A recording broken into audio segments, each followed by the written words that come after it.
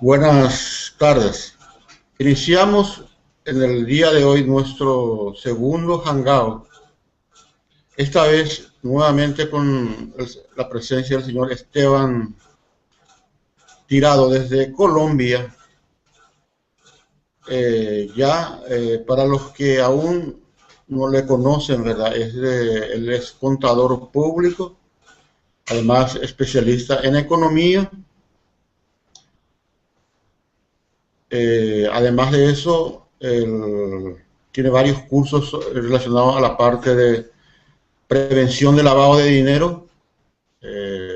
Implementó el sistema de SARLAT en muchas entidades, y una cosa interesante es que fue oficial de cumplimiento, ¿verdad?, por muchos años. Entonces están ustedes con un colega que conoce lo que sería el trabajo del oficial de cumplimiento. El tema de hoy va a ser cómo utilizar una herramienta práctica y fácil de usar para la administración del riesgo de lavado de dinero. Una presentación muy interesante. Yo había asistido ya a una conferencia de él y me resultó impactante, ¿verdad? Va a ser de mucha utilidad. Ahora le paso la pantalla, ¿verdad?, al señor Esteban, que va a estar con ustedes.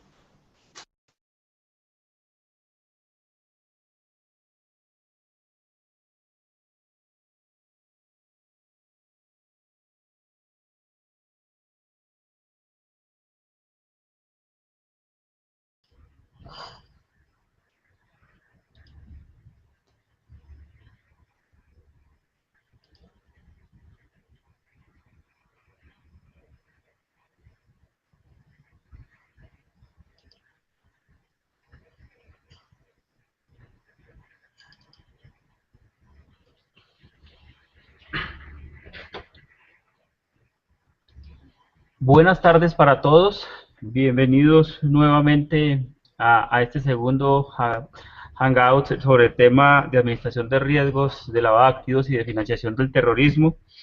La idea de hoy es contarles de una forma sencilla cómo es el manejo general o cómo sería el manejo general del sistema de administración de riesgos en un programa.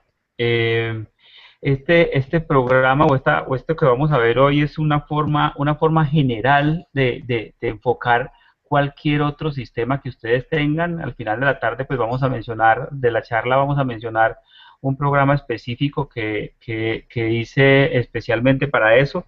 Pero antes de conocer ese programa, que después van a tener la oportunidad de tenerlo a nivel de demo, es mostrar la parte general de cómo se modela un sistema de administración de riesgos basados o teniendo una tecnología específica para ello.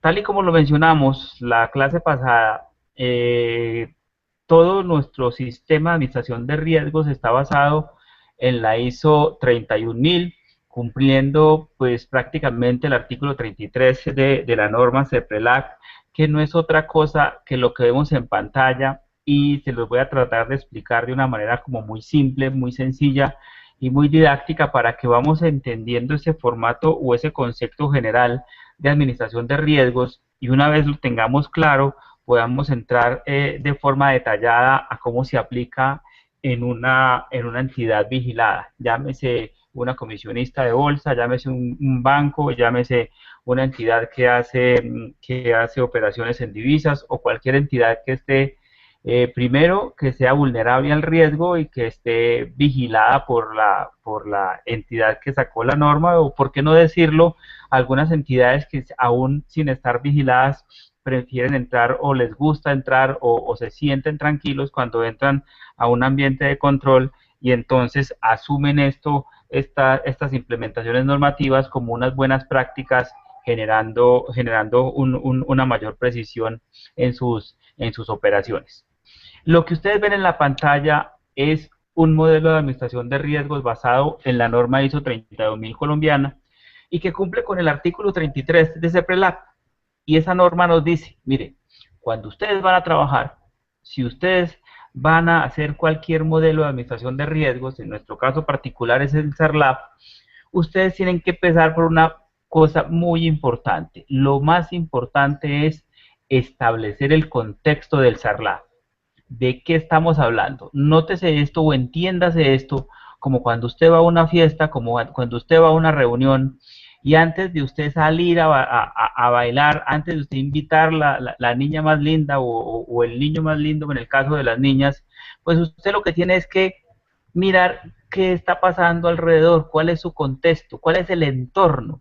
Entonces, como usted va a trabajar con una compañía y le va a meter la mano o va a pasar por todos los procesos o va a coger la compañía y va a voltear todos los procesos a que le sirvan para el modelo de administración de riesgos, usted tiene que tener muy claro el contexto externo de la sociedad. ¿Qué pasa alrededor de la sociedad? Si soy un banco, ¿qué pasa alrededor de los bancos? Alrededor de los bancos son los otros bancos, los mayores inversionistas, las tasas de interés, los productos que se ofrecen. Usted tiene que ver en qué entorno está ese banco, quién es el dueño, con quién más está asociado el dueño. En ese contexto interno, cómo va la economía, en qué le va bien a Paraguay, en qué no le va tan bien, a quién le presta el banco, a quién no le presta, si tenemos algunos tipos de líneas de crédito específicos, todo lo que tenga que ver con el entorno y que afecten de una u de otra manera al banco, y no tiene que ser malo, tiene que ser que le pegue al entorno del banco, o sea, tenemos que conocer las cosas buenas y las cosas malas.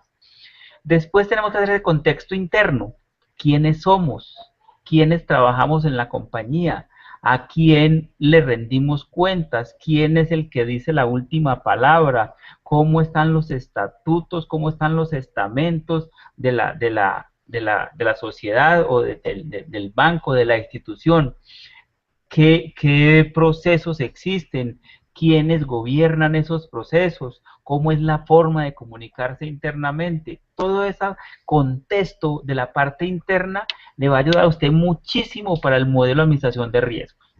En otras palabras, yo no podría ir a una entidad como la donde ustedes trabajan y decir que en 8 días les implemento a ustedes un modelo de administración de riesgos, porque este contexto externo y este contexto interno primero lo tengo que apropiar y primero lo tengo que conocer. Para ustedes que están dentro del banco, están in situ dentro de la institución financiera, pues va a ser mucho más fácil, pero en caso de que consigan a alguien externo, ustedes van a tener que encargarse de vaciar esa información en la persona que les está asesorando para que él tenga en la cabeza qué parte afecta de manera interna y de manera externa a la institución. E igual con todo el tema del contexto específico. El contexto específico es, a nosotros nos gusta hacer las cosas así. Nosotros siempre trabajamos con un límite de riesgo alto, nosotros siempre trabajamos con un límite de riesgo bajo, nosotros somos conservadores en el riesgo, nosotros no somos conservadores, sino que nos gusta estar en el filo del riesgo. Ese contexto específico de cada institución va a garantizar que la implementación que se haga de este sistema de administración de riesgos sea efectivo y además único. Uno no puede tranquilamente copiar un modelo de administración de riesgos de una compañía y montársela a la otra y listo. Usted lo que hizo fue un mal copiado. Usted lo que tiene que hacer es meterse la compañía en la cabeza y después de que se mete la compañía en la cabeza, comenzar a pensar desde el punto de vista de administración de riesgos.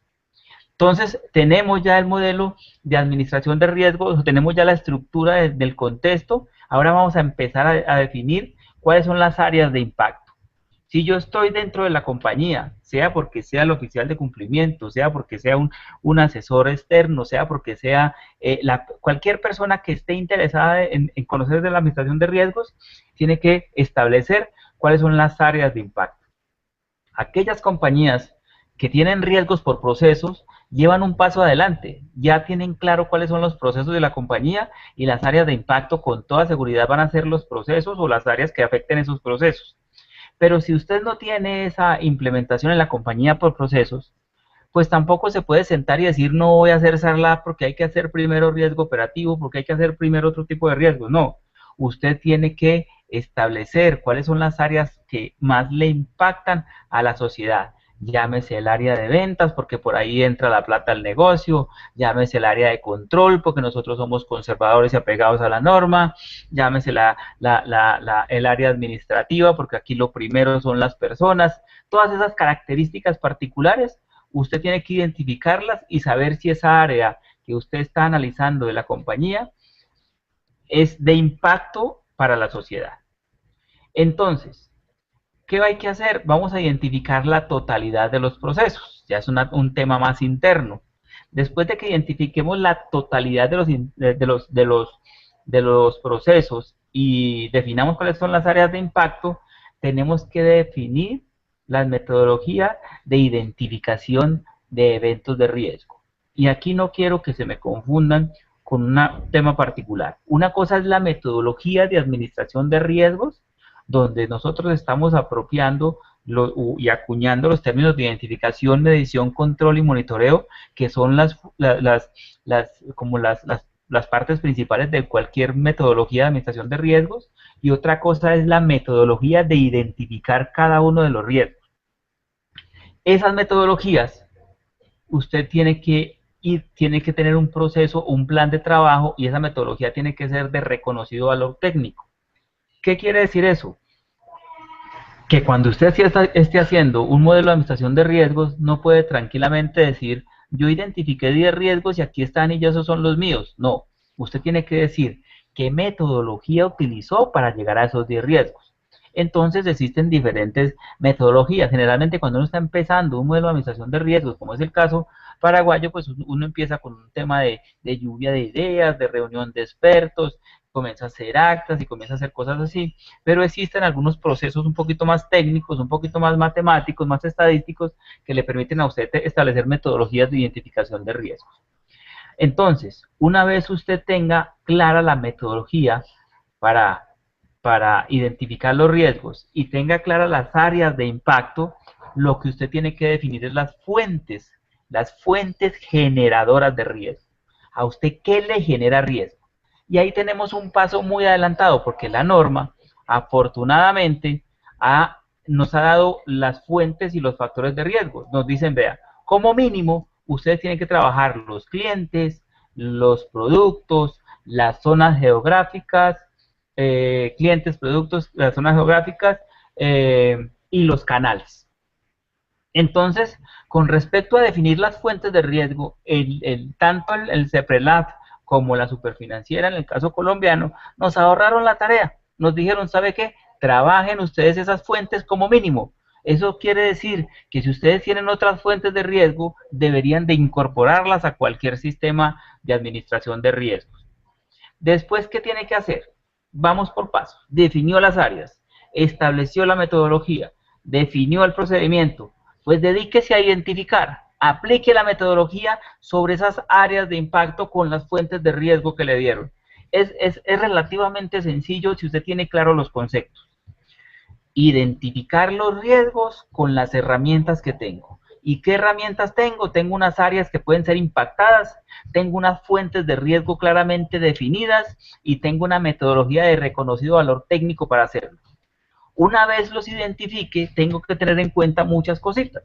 Yo tengo que identificar riesgos tanto reales como potenciales. Sí, señores, ustedes se tienen que volver un poquito pitonizos, un poquito brujos, lo digo en el mejor sentido de la palabra, pero ustedes tienen que aprender a predecir cuáles son los riesgos potenciales de la entidad. Porque en algún momento se van a ver enfocados a un nuevo producto. Y ustedes necesariamente no tienen que saber cómo funciona ese nuevo producto, pero sí tienen que tener la imaginación suficientemente estructurada para decir que ese riesgo, que ese nuevo producto le puede disparar o le puede soltar o le puede materializar cierto riesgo potencial, riesgo que usted no tiene, pero por meterse en un nuevo producto, por incursionar en una nueva jurisdicción, por vincular un nuevo cliente, pues usted simplemente lo puede tener. Tengamos en cuenta, riesgo que no se identifica, no se mide.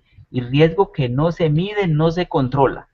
Entonces, aquí tenemos que ser muy juiciosos, tenemos que ponernos soñadores con unas técnicas, o sea, no es soñar por soñar, es soñar con unas técnicas establecidas y con unos procedimientos establecidos.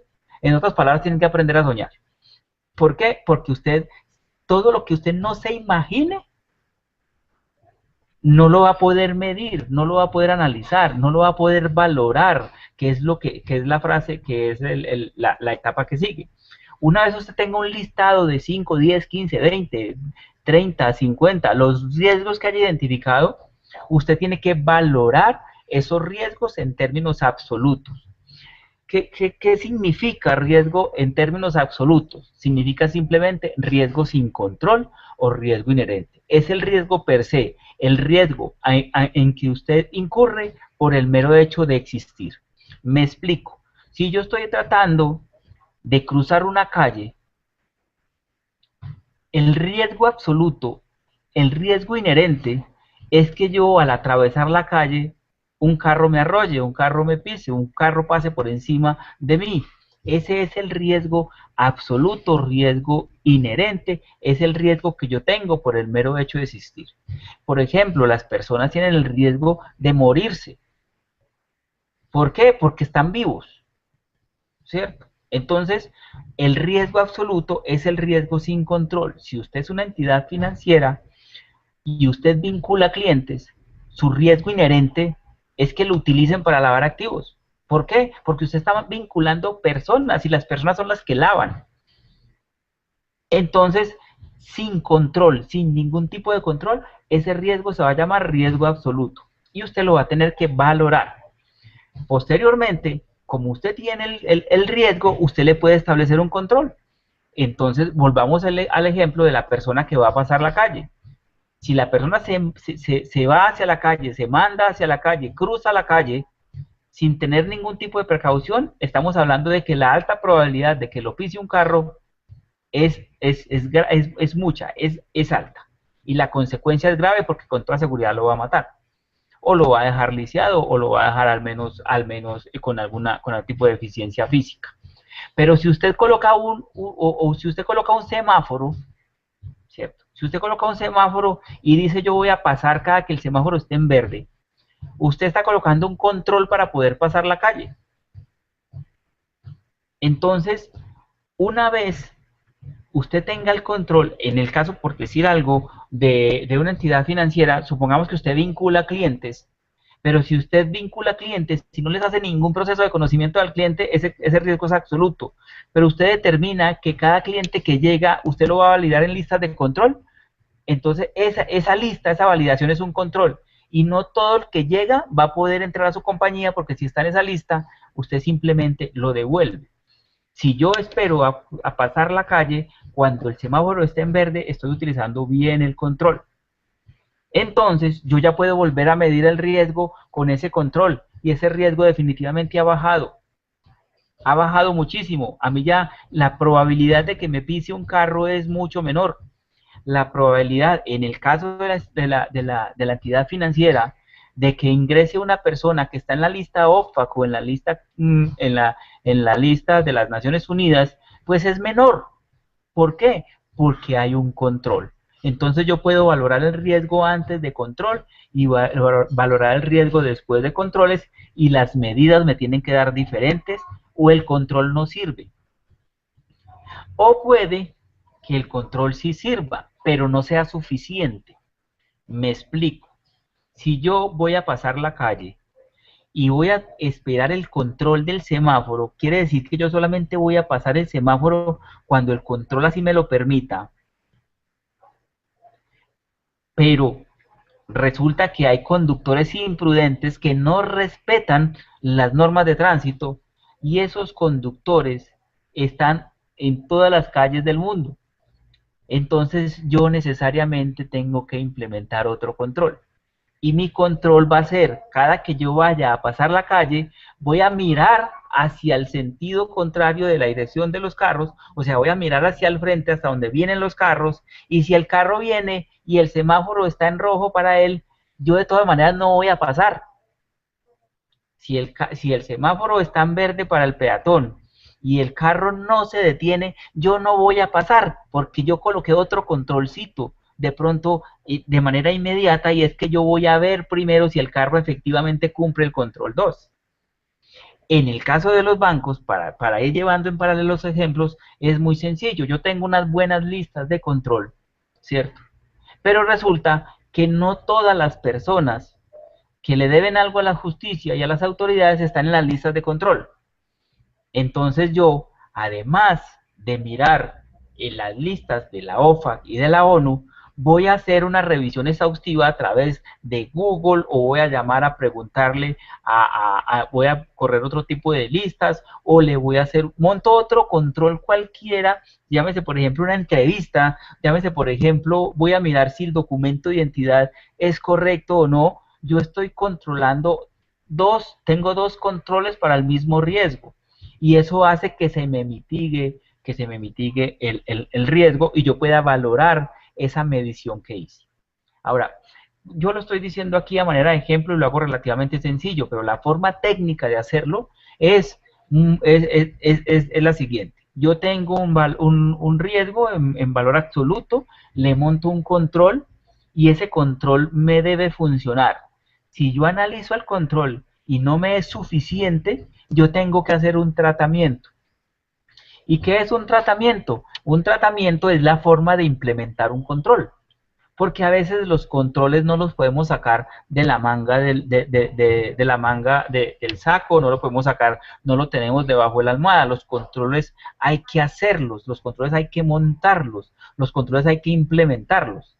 Entonces, siguiendo con el ejemplo, yo voy a pasar la calle y resulta que tengo el control del semáforo, pero resulta que todavía siguen existiendo muchos accidentes porque la gente no tiene claro cuál es la distancia a la cual yo debo alejarme máximo del semáforo. Es decir, si el semáforo está a cinco pasos, pues los carros van a llegar hasta 6 o 7 pasos. Entonces yo no voy a tener la claridad de si paso pegado al semáforo o paso pegado al carro. Entonces lo que hacen es, vamos a implementar otro control, que es pintar una cebra para que la gente pase por encima de la cebra y el carro tenga prohibido montarse a la cebra.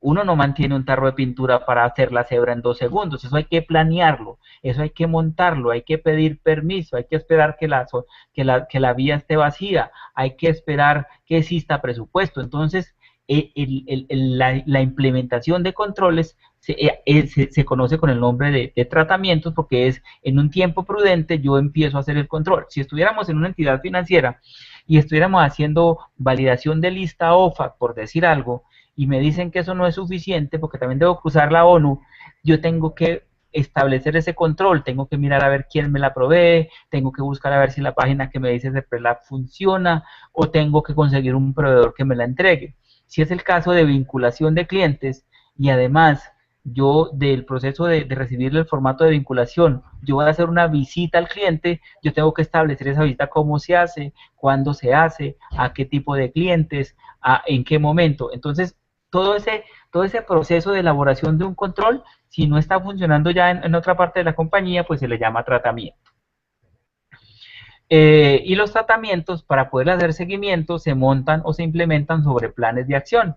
Mi plan de acción es establecer un tratamiento para volverlo control, para que me mitigue el riesgo que identifiqué, y lo que se me puede materializar a través se me puede materializar a través de fuentes de riesgo, y esas fuentes de riesgo me afectan las áreas de impacto, y esas áreas de impacto son las que tienen que ver con mi empresa. Entonces, es un cuentico relativamente sencillo. Lo que hay que cogerlo en orden. Yo me brinqué aquí los globitos que me ayudaban un poquito, pero me voy como emocionando con el tema y se me olvida que tengo ayudas didácticas. Miremos a los lados, y ustedes a los lados van a ver aquí dos pilares que están como encerrando el modelo de administración de riesgos que está en el medio. Y aquí está comunicación y consulta, y a este lado está el monitoreo. Ningún modelo de administración resulta solo, tiene que ayudarse de muchas cosas. Y lo que más le puede ayudar a un modelo de administración de riesgos es un tema que se llama comunicación y consulta. ¿Qué quiere decir eso? que yo todo lo que haga en el modelo de administración de riesgos lo tengo que comunicar, lo tengo que consultar, yo tengo que estar de la mano con la gente, porque yo me voy a ir hasta los procesos y les voy a cambiar su día a día, y eso les puede gustar o no les puede gustar. Entonces yo tengo que establecer, es más, hasta la misma norma trae que usted tiene que tener buenos procesos de comunicación y de capacitación. Entonces, las partes involucradas tienen que estar a toda hora con el mismo conocimiento del oficial de cumplimiento o de la persona que implementó. O no digamos que con el mismo conocimiento, porque sería un poco difícil, pero sí tienen que estar enterados de todos los cambios que se hagan. Este pilar es muy importante. Y otro pilar muy importante es el que está al otro lado, es el tema del monitoreo, pero no el tema de monitoreo de riesgos. Este monitoreo se refiere al monitoreo del modelo de administración de riesgos. Ese monitoreo debe hacerlo por ley. O si por ley se puede hacer de tres formas. La primera, la más recomendable para nosotros, es la autoevaluación, la revisión de eventos de pérdida y los indicadores de riesgos. Lo que se hace in-house, lo que hacemos nosotros mismos, que nadie venga a decirnos lo que nosotros hicimos bien o lo que nosotros hicimos malos. Nosotros tenemos que estar en la capacidad de autoevaluarnos, autocriticarnos y automejorar. ¿Qué más? ¿Qué mejor o qué lo más ideal sería que yo mismo identifique mis propios errores y yo mismo los corrija? Pero si no la logro, si no alcanzo, si mi capacidad no da, o simplemente pues yo identifico unos y ya me hacen falta otros, la auditoría o la oficina de control interno tiene la obligación de estar revisando y estar validando estos modelos. Así que, señores oficiales de cumplimiento, no se preocupen porque van a estar siendo ayudados por los demás. ¿Quiénes son los demás? Los de auditoría, que tienen que hacer riesgos o tienen que hacer auditorías basadas en riesgos. Ya se olvídense de la auditoría del chuleo y la revisión, no, eso tiene que ser auditoría basada en riesgos. Ellos también van a tener que estudiar mucho este tema porque tienen que, para uno auditar algo, lo tiene que conocer. Y también hay evaluaciones externas. Algunas normas mandan o exigen que de manera anual o de manera esporádica sea revisado su proceso por una auditoría externa. En ese caso, cualquier persona ajena a la entidad y con conocimiento debe certificar el proceso o validar que el proceso tiene buena fundamentación técnica. ¿Por qué les cuento yo todo esto? Cuando ustedes tengan esto claro, ustedes se van a poder enfrentar a cualquier sistema para manejar SARLAB, a cualquier software o a cualquier tecnología.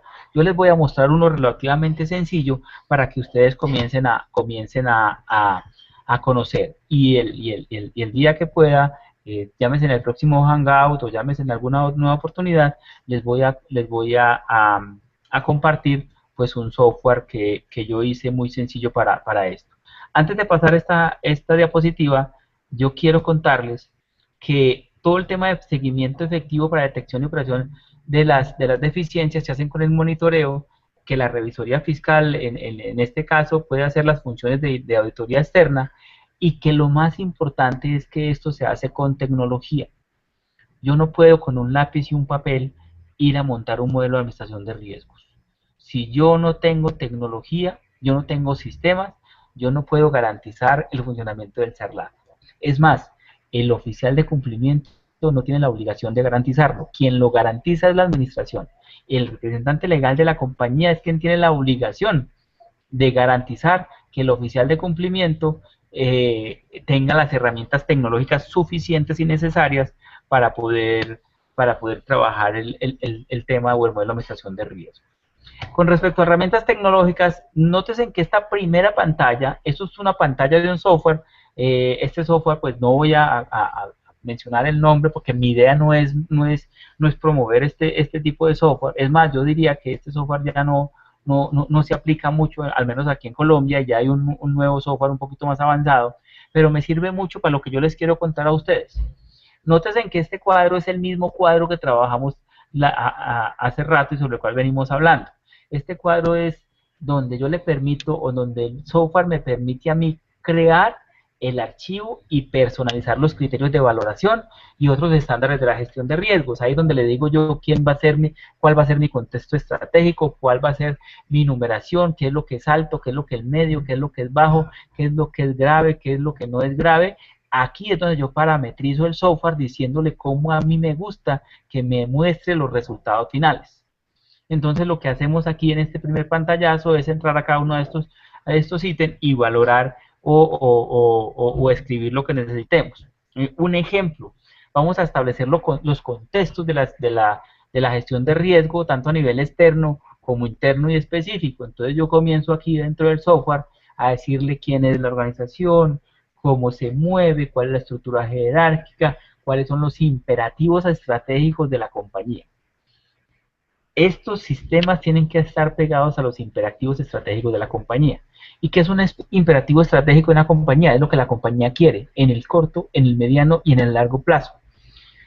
Si la compañía quiere A, B o C, el sistema de administración de riesgos tiene que servir para proteger, para salvaguardar o para cuidar que ese proceso nos lleve a B, C o D, ¿cierto? Que lo que yo esté haciendo esté alineado con la administración. Porque imagínense yo, como oficial de cumplimiento, estableciendo unos controles, estableciendo unos procedimientos, estableciendo unos tratamientos que no le sirvan a la institución para lograr su objetivo o su core o su objeto social, pues yo estaría simplemente en el lugar equivocado, estaría haciendo lo que no debo. Entonces, desde acá, yo tengo que decirle a la organización, ¿sabe qué? Yo estoy alineado con sus conceptos y para que sus conceptos se lleven a un feliz término, yo voy a montar unos contextos y voy a establecer la siguiente administración de riesgos. Posteriormente, ¿qué voy a hacer? Voy a definir las áreas de impacto. Esto ya lo definimos, pero ya es dentro del software que yo le estoy diciendo, mi área de impacto es la área administrativa, mi área de impacto es la área de riesgos, mi área de impacto es la área de valoración de portafolios, mi área de riesgo es el área comercial, mi área de riesgo es la gestión, el tema de auditoría, mi área de riesgo son todas las áreas por donde yo crea que puede venir el riesgo. Y también tengo que identificar cuáles son los riesgos de tipo legal, reputacional, operativo y de contagio. En otras palabras, tengo que enfrentar todos los posibles eventos de riesgo con la materialización de un riesgo legal, reputacional, operativo o de contagio. En esta parte del software lo que yo hago es identificar el impacto y las fuentes de todos los riesgos, no es de la mitad, ni la mitad más uno, ni el total menos uno, es de todos los riesgos. El sistema también me debe permitir hacer mapas de calor. ¿Qué es una mapa de calor o qué es una matriz de riesgos? Es una matriz que tiene una característica particular. Nos dice de una forma gráfica, de una forma más sencilla, cuáles riesgos están altos, cuáles riesgos están bajos, cuáles riesgos están, en este caso, pues cuáles riesgos son insignificantes, moderados, mayores o catastróficos, y desde el punto de vista de la probabilidad, cuál es raro, cuál es improbable, cuál es moderado, cuál es probable y cuál es cierto o tiene un nivel de certeza muy alta. Mirando un poquito la matriz de calor, como porque vamos entrando a toda la era del ISO 31000, la matriz de calor está dividida en 5 partes, esta específicamente es en 5 casillas de consecuencias y 5 casillas de probabilidades, cuya combinación me da un número o me da un color. Si por cualquier motivo con un método de reconocido valor técnico yo identifico que mi riesgo es de probabilidad rara, o sea que ese riesgo es difícil de que se materialice, y de consecuencia insignificante, quiero decir que si se materializa a mí no me pasa nada, el riesgo tiene que estar ubicado en esta zona. Y cualquier riesgo que se ocupe o que se ubique en la zona verde, quiere decir que ese riesgo, si se materializa, no afecta mucho a la compañía. Su consecuencia es de menor hacia atrás y la probabilidad de que ocurra es de moderada hacia abajo. En este caso particular, el riesgo número 23, sin ningún tipo de controles, es un riesgo que no genera una amenaza, toda vez que si se da la consecuencia es menor y probabilidades improbables, o sea que puede que no se dé. Pero si me voy al lado de arriba de la matriz, donde ya no estamos en color verde, sino que estamos en color rojo, y me ubico exactamente en la columna 5 por 5 y tengo un riesgo que se me ubique en ese sitio, eso quiere decir que si ese riesgo se materializa, la consecuencia es catastrófica. ¿Qué quiere decir? Que la compañía puede tambalear, que la compañía se puede cerrar, que la compañía la pueden multar. Y la probabilidad de que suceda es mucha, porque está en el nivel de casi cierto. Entonces, este mapa nos muestra unos riesgos establecidos sin ningún tipo de control. Obviamente les hablé del verde y les hablé del rojo porque son los extremos. Si están en el sector naranja o en el sector amarillo, quieren decir que tienen un nivel menor o un nivel mayor, dependiendo de cómo yo esté analizando el tema. Pero la idea principal de esto es que yo quiero que ustedes conozcan una matriz de riesgos. Esto se puede, una matriz de calor, un mapa de riesgos, como ustedes lo quieran llamar. Y esto lo que nos va a decir a simple vista, sin necesidad de leer mucho, es que los riesgos 1 y 2 son riesgos que son muy peligrosos, los riesgos 3 y 6, 7 y 8, el 12, todos estos riesgos que están acá son riesgos que necesariamente tienen que tener unos buenos controles. ¿Por qué? Porque se me pueden materializar. Ahora, usted va a comenzar a sacarle provecho a todo este modelo de administración de riesgos, toda vez que si usted tiene riesgos en la parte de arriba y riesgos en la parte de abajo, usted tiene que empezar a atacar los que están más arriba y después los que están más abajo y después más abajo, y estos ni siquiera atacarlos, sino simplemente monitorearlos o tenerlos a la vista para que no se vayan a aumentar. Un riesgo usted lo puede clasificar hoy como grave, y el día de mañana lo puede clasificar como improbable o como raro o como insignificante. La medida de los riesgos varía de acuerdo a los controles, a la sociedad, a los hallazgos de la auditoría y a muchos factores externos. Yo puedo estar tranquilo con el proceso de vinculación de clientes, por decir algo, porque yo siempre estoy llegando, mis clientes siempre son el sector, por decir algo, de calzado, entonces yo lo conozco y está muy claro. Pero a la compañía le dio por abrir una línea de mercado que se llama venta de vehículos o préstamo para vehículos. Esa conformidad que yo tenía con los clientes desaparece porque me estoy enfrentando a un nuevo tipo de clientes que no conozco. Una vez tenga identificados y medidos los procesos de riesgo inherente, voy a aplicar los controles. Cuando yo aplico los controles, los valoro y sé exactamente cuánto me están protegiendo. Ustedes están viendo ahí un mapa o una matriz de calor con dos mapas, o sea, una gráfica de un color como azul claro y otra con un color gris un poco oscuro. Eso es como para poderles indicar a ustedes el movimiento que tienen los riesgos una vez establezcan los controles. Para citar un ejemplo, yo voy a coger el riesgo número 10, que estaría aquí entre el 9 y el 11. El riesgo número 3, inicialmente, la probabilidad de que la consecuencia sería mayor si sucediera, y sería la probabilidad muy probable, la probabilidad sería muy probable, o sea que estaríamos muy fácilmente abocados a que eso se materializara. Pero una vez establezco yo el control, este riesgo se desplaza y se queda hasta este nivel, hasta el nivel de insignificante y raro. ¿Qué quiere decir? Que mi control fue lo suficientemente bueno para mitigar ese riesgo y la gráfica o el sistema me lo tiene que decir. Pero si estoy frente a un tema de que yo tengo una valoración de un riesgo y el riesgo está alto, le aplico el control, como es el caso, por ejemplo, del riesgo 3 y el riesgo 6, que estaban altos, y una vez le apliqué el control, bajaron un poquito, pero no fue suficiente. O sea, la consecuencia estaba mayor y la probabilidad estaba casi cierta. Con el control me bajó a muy probable y siguió en mayor. Pues el control no me es suficiente, no es que no me sirva, usted tiene que analizar si sirve o no, pero en este momento no me es suficiente, yo tengo que establecer un nuevo control, y para establecer un nuevo control tengo que hacer un tratamiento, y el tratamiento no es nada más que establecer un plan de acción para yo montar un nuevo control. Una vez yo haga eso, mida eso y entregue al sistema la información no necesaria, el sistema me va a decir, como en este caso particular, que el riesgo, por decir algo, vamos a coger el riesgo 5, no cojo el mismo riesgo porque cada vez que uno grafica, él cambia los números. Vamos a decir que el riesgo 5 estaba en riesgo alto, digamos que estaba catastrófico por improbable, que yo le monté un control, entonces miramos el tema del gris para dónde se desplazó y lo vemos que estaba acá voy a buscarlo acá, el riesgo 5, de acá se bajó para acá, o sea, disminuyó la probabilidad, pero la consecuencia siguió igual. Entonces, como quedó en una zona que no puedo tolerar, lo que hago es aplicarle otro nuevo control. Si no lo tengo, lo construyo. En la construcción me demora un tiempo, entonces tengo que hacerle un tratamiento y lo baso en planes de acción.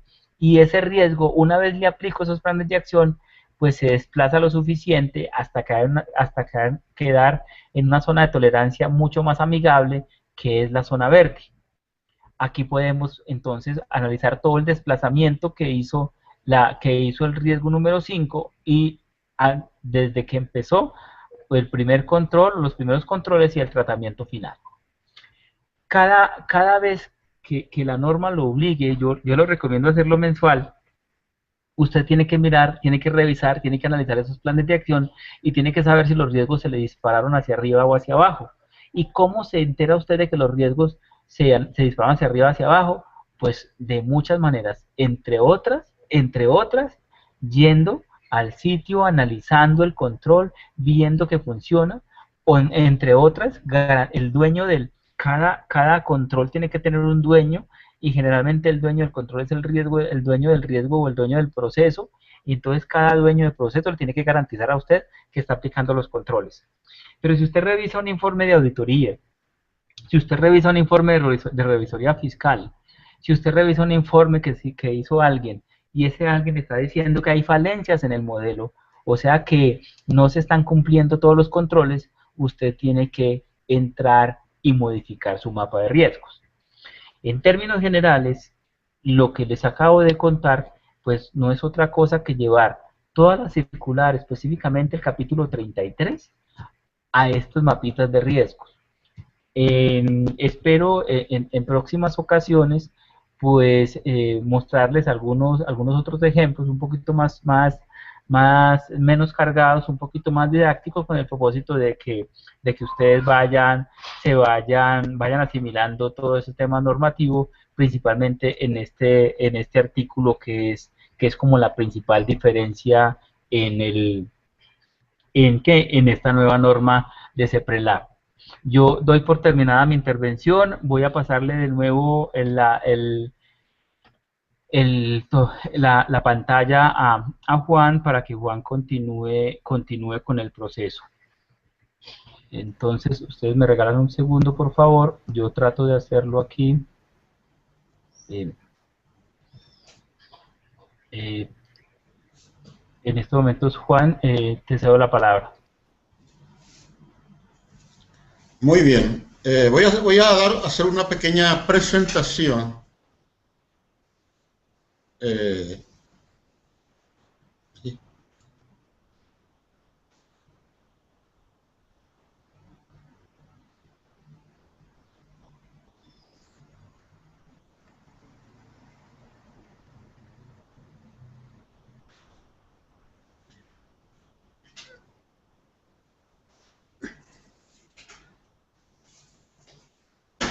Fue muy ilustrativa la presentación del señor Esteban.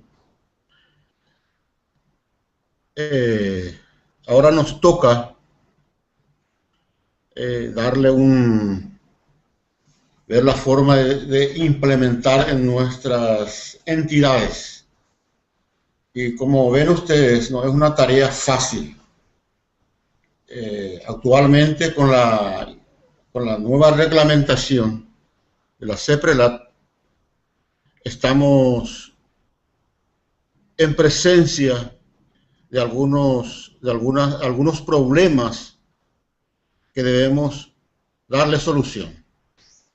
Si buscamos tangibilizar esos problemas, podemos ver que, como él mencionó, necesitamos herramientas desde el punto de vista,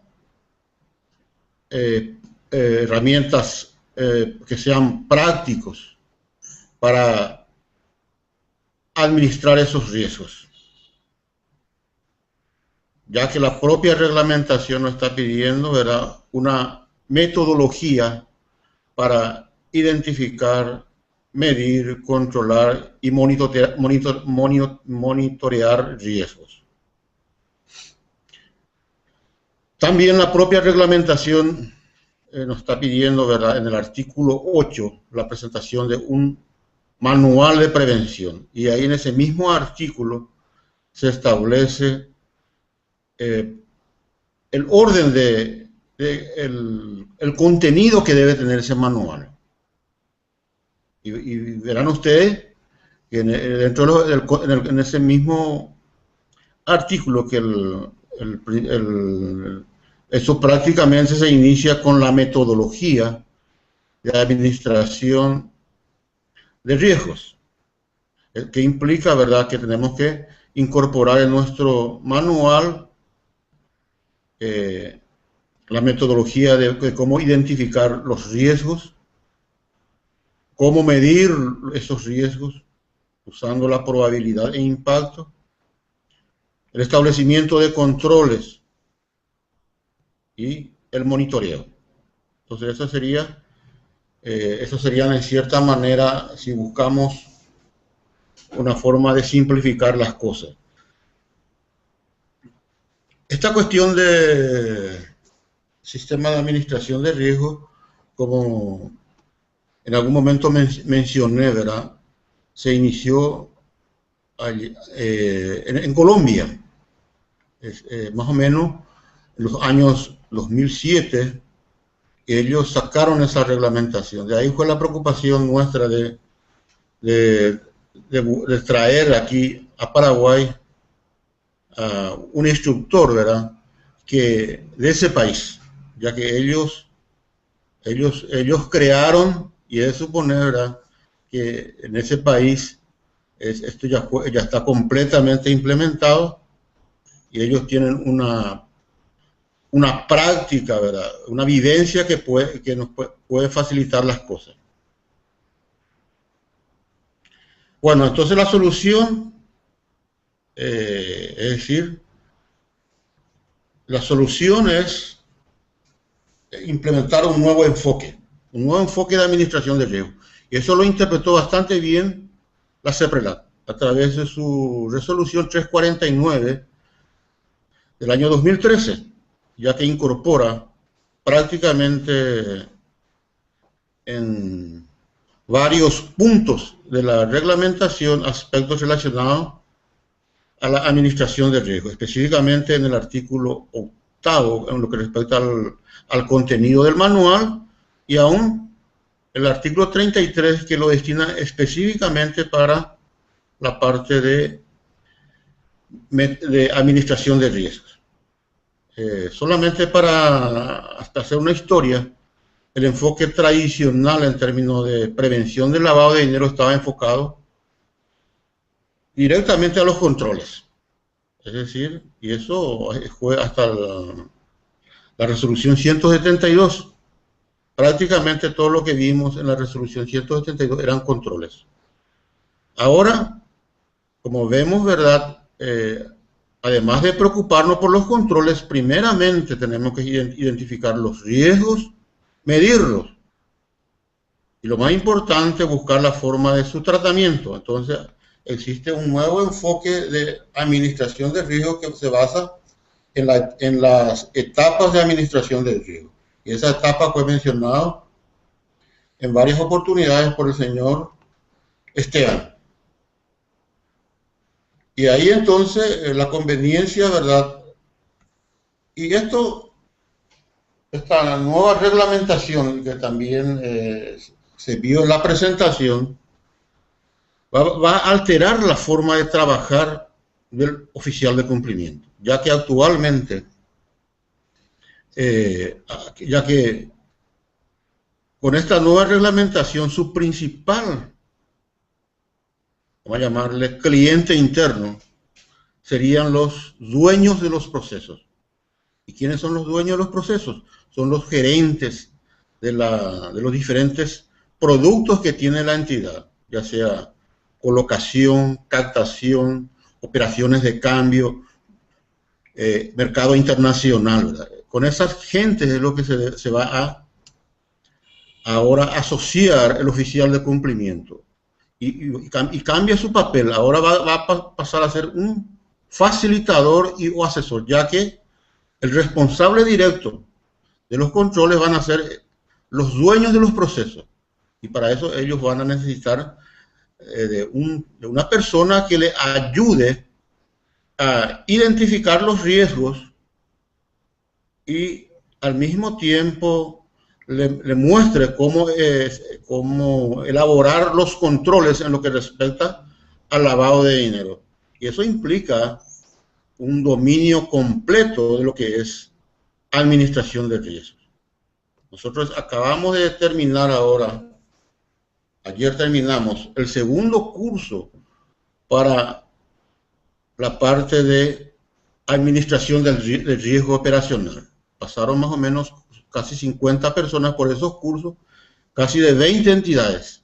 Es decir, en la mayoría de las entidades, principalmente bancos y financieras, vamos a trabajar, es decir, cabeza a cabeza con los gerentes de riesgos operacionales. Ellos están muy bien preparados en lo que estamos viendo ahora. Y vamos a estar y nuestros clientes, tanto del gerente de riesgo operacional como del oficial de cumplimiento, va a ser el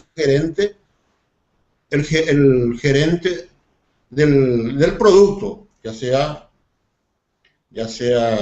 captación, ya sea de crédito, cambio. Entonces, y esa persona, lógicamente,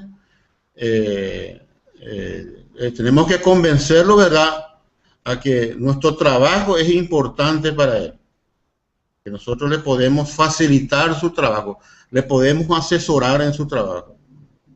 Y para eso es importantísimo tener un buen conocimiento de lo que es sistema de administración de riesgo. Esto, como se mencionó en algún momento, es la forma de administrar riesgos. Existen muchas similitudes con respecto a lo que es lavado de dinero y riesgo operacional. Comparten la misma metodología, solamente hay algunas diferencias en lo que respecta a los riesgos y los controles. Por favor, señores, pónganse las pilas, porque van a estar trabajando con los gerentes de riesgos de operaciones, gerentes de riesgos operacionales, que, como mencioné, están pasando ya con 2 capacitaciones, con gentes del exterior, ¿verdad? Y con eso vamos a tener que trabajar. Entonces tenemos que colocarnos en las alturas, porque si no vamos a perder prestigio dentro de la propia entidad. Es decir, el propio cliente interno, que es el gerente de proceso, básicamente va a poder señalar, ¿verdad? Bueno, este señor, que este gerente de operaciones o este oficial de cumplimiento no sabe su trabajo. Y eso va a implicar unas consecuencias en el cortísimo plazo. Bueno, pero no se preocupen por eso. Es cuestión de, como hicieron los gerentes de riesgos operacional, que ustedes sigan el mismo consejo. Es decir, ahí, como veo que en las entidades no hay problemas de recursos, es decir, tranquilamente las entidades le estaban financiando inclusive algunas empresas participaban hasta 5 personas. Entonces, una inversión importante, ¿verdad? Y ellos no escatimaron esfuerzo. Entonces, ustedes mismos también tendría que requerir la misma ayuda. Esto no implica que hagan cursos acá con nosotros. Ustedes pueden buscar buscar, pero lo importante es tomar conciencia de la importancia de capacitarse. Si no, lamentablemente, aquí tengo que ser duro. Van a perder importancia, van a perder importancia dentro de la entidad, y eso normalmente se traduce, ¿verdad? O en lo mejor de los casos, ¿verdad? Se queda relegado, ¿verdad?, a un cargo inferior, o en el extremo, muchas veces uno, inclusive las entidades, como tiene que buscar un nuevo gerente, un nuevo oficial de cumplimiento, muchas veces inclusive se llega al despido, ¿verdad? Hay que ser claro en esto, ¿verdad?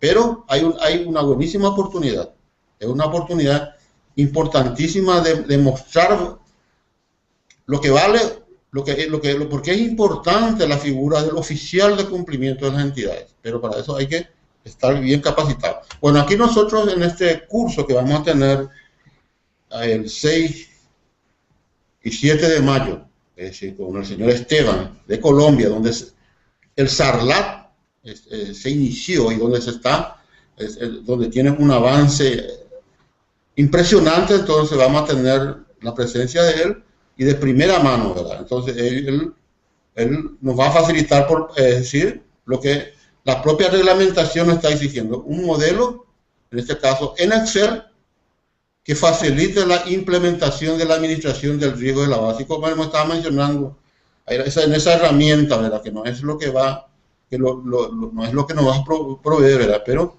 en esa herramienta nos muestra, ¿verdad?, todos los pasos para la parte de identificar los riesgos, medir los riesgos, establecer los controles y el monitoreo. Y también, como la propia resolución exige, ¿verdad?, la presentación de un manual de prevención con características bien particulares. En este curso también nosotros le vamos a proporcionar los elementos necesarios para poder elaborar los manuales, teniendo en cuenta la administración de riesgos. Por otro lado, esto tal vez sea la parte más difícil en lo que respecta al sistema de administración de riesgo de la parte de segmentación de los factores de riesgo.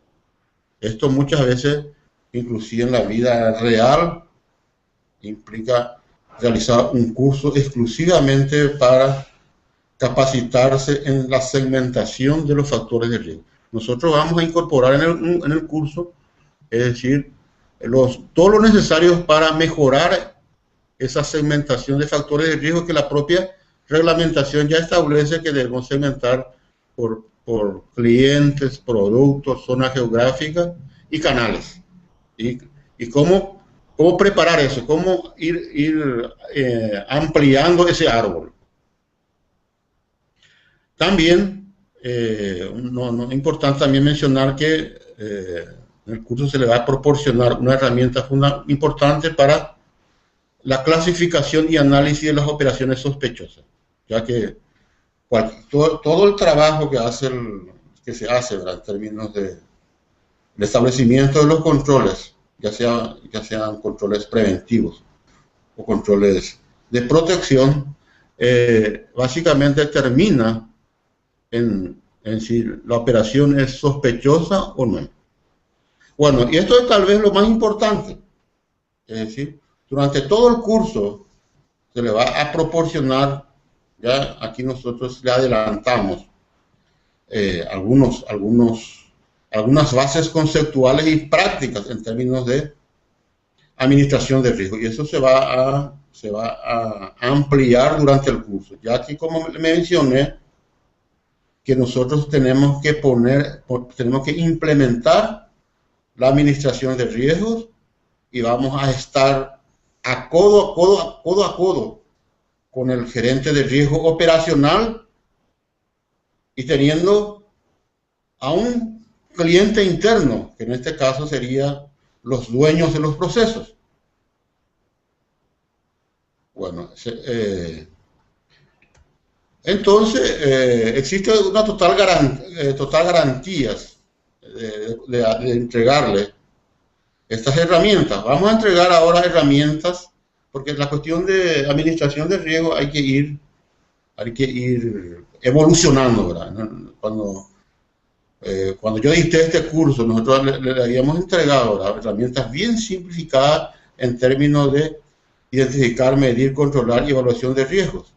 También le habíamos entregado, ¿verdad?, todo lo necesario para elaborar el manual de prevención de riesgo, ¿verdad? Llevando en cuenta el artículo 8 y 33 de la resolución 349. Ahora lo que vamos a hacer es entregarles prácticamente herramientas similares, pero lógicamente ya con, es decir, que se espera, ¿verdad?, que esas herramientas sean más poderosas que la que le dimos en oportunidades anteriores, ya que, como le mencioné, le estamos trayendo ahora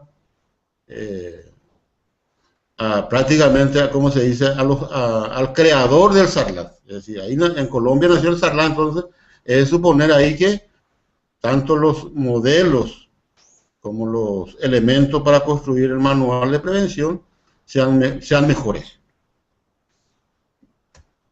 Y como habíamos mencionado, este curso vamos a realizarlo el 6 y 7 de mayo en horario integral, ya que esto es fundamental. Los mismos gerentes de riesgos operacionales estuvieron en dos oportunidades, dos módulos de 8:30 a 17 horas. Entonces la parte del riesgo de lavado de dinero debe merecer lo mínimo que eso. No podemos, eso no es un curso para hacer por la noche y en 1 o 2 horas. Aquí tenemos que por lo menos dedicarle 2 días integrales. Es lo mínimo. Vamos a hacerlo acá en nuestra sala de capacitación que está cerca del Hiper 6. Le vamos a entregar los materiales de la presentación, le vamos a entregar todos los modelos, inclusive le vamos a entregar un formato ya casi que uno solamente debe ir agregando algunas cosas para tener ya un manual de prevención del lavado de dinero. Bueno, lo único que le estamos pidiendo, ¿verdad?, en este caso, que se suscriban, ¿verdad?, rápidamente, ¿verdad?, por el hecho de que nuestro local también, nosotros casi tuvimos problemas con la parte de riesgo operacional, es decir, había tanta gente, ¿verdad?, que tuvimos que, en cierta manera, rechazar a algunas, ¿verdad?, porque tenemos un local solamente para 25 personas. Entonces, y de ahí ya tengo reservado 9 lugares, ¿verdad?, para las entidades, para un grupo de entidades, 9 personas. Una entidad va a emitir más o menos 8 personas y otra entidad 1 a 2 personas, ¿verdad? Ya tenemos casi 10 personas comprometidas y si no les quiero mencionar, ¿verdad?, quiénes son, ¿verdad?, pero se puede imaginar quiénes son. Bueno, es decir, es importante tomar conciencia de esto. No se queden atrás, hay tiempo, pero yo no es decir, lo máximo le puedo hacer como un instructor de usted en varios cursos, ¿verdad?, recomendarle, ¿verdad?, que tomen conciencia de la importancia de la administración de riesgo y que las cosas cambiaron a partir de la resolución 349. Hay un cambio brutal y eso se va a notar en un cortísimo plazo y va a tener un efecto muy positivo para la carrera del oficial de cumplimiento que toma conciencia de eso. Ahora, el que no toma conciencia, es decir, tal vez dure en el cargo no más de 6 meses. Bueno, le agradezco, ¿verdad?, la presencia y ¿tenemos preguntas, Pedro? Bueno, no tenemos preguntas. Le voy a invitar otra vez para ahora, como viene la Semana Santa, vamos a descansar un poquito ahí, ¿verdad? Entonces, el jueves, no sé, jueves 24 de abril, volvemos, sería el último hangout que hacemos sobre el tema de administración de riesgo, para después descansar un poquito ya y prepararse para el curso. Yo les recomiendo, ¿verdad?, sinceramente, ver varias veces estos dos hangouts. Para mí fue impresionante, ¿verdad? Es decir, prácticamente son joyas. Si ustedes pueden ver ahí, en nuestra propia página web, ya va a estar colgado. Hoy mismo ya a lo mejor ya va a estar colgado ahí